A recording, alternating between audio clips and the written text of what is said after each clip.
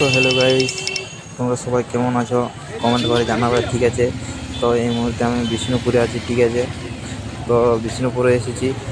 তো আমাদের একটা দাদার চার্জার পিনটা খারাপ হয়ে গেছে ফোনের, ঠিক আছে? তো ওই একটু দেখতে আছি দোকানে, ঠিক আছে? তো দেখা যাক কোন দোকানে কেমন কি পাওয়া যায় চার্জার পিন, ঠিক আছে? ওইদিকে যাচ্ছে আরও একজন সাথে আছে।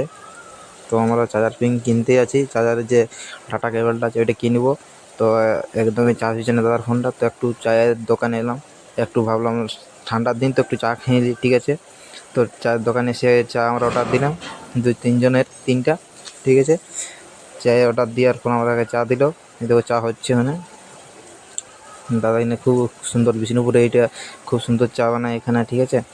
অনেক সুন্দর লাগলো। তো চাটা নিয়ে আমরা খাইতে লাগলাম, একদম পুরো সরসরায় মেয়ে দিলাম, ঠিক আছে?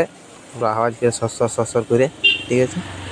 চা চা চা খাওয়ার পর আমরা চলে আনলাম মোবাইল দোকানে, ঠিক আছে? Xiaomi মোবাইল দোকান, ভিভো, ঠিক আছে? তো এই দোকানটা বিষ্ণুপুরের সবচেয়ে সেরা, খুব সুন্দর দোকান, ঠিক আছে? এই দেখো দাদা আমাদের দোকানে চার্জার পিন ইয়া করছে, ঠিক আছে?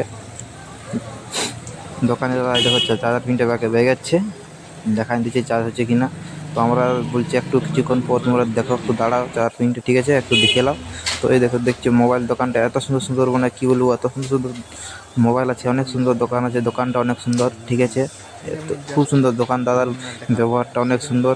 তো দাদা আপনারা কোথাও বিষ্ণুপুরে এসে থাকেন তো অবশ্যই এই দোকানে অবশ্যই একবার আসবেন, কোনো কিছু প্রয়োজন হলে এই দোকানে আসবেন। তো লেয়ার হয়ে গেল, চার্জার লেওয়া হয়ে যাওয়ার পর আমরা এবার বেরিয়ে গেলাম দোকান থেকে বেরিয়ে যাওয়ার পর আমরা আমাদের মানে রুম দিয়ে চললাম বিষ্ণুপুরে। এই দোকানটা আমি কী বলবো, এত সুন্দর ব্যবহার দোকানটা, মানে বলার কিছু নাই।